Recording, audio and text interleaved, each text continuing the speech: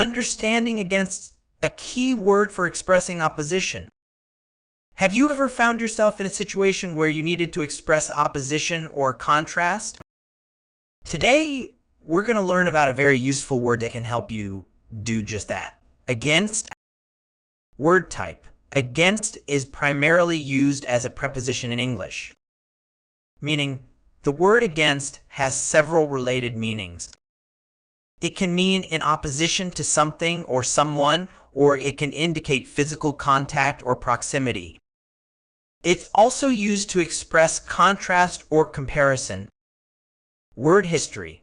Against comes from Middle English, originally derived from the phrase again, meaning in opposition to. Over time, it evolved into the single word we use today. Antonyms. Some words with opposite meanings to against include for, with, and in favor of. Synonyms. Words with similar meanings to against include opposed to, contrary to, and in conflict with. Examples used in sentences. Let's look at some examples of how to use against in sentences.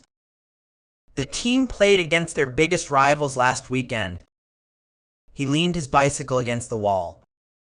The doctor advised against eating too much sugar.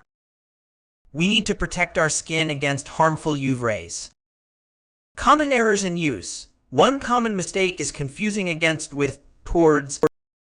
Remember, against usually implies opposition or contrast, while towards suggests movement in a particular direction. For example, you would say I'm walking towards the park, not I'm walking against the park. Another error is using against when in is more appropriate. For instance, you would say the boat crashed into the rocks, not the boat crashed against the rocks. To wrap up, against is a versatile word that can help you express opposition, contrast, or physical contact. By using it correctly in your speaking and writing, you can improve your ability to communicate clearly in English. Remember to practice using against in different contexts to become more comfortable with it.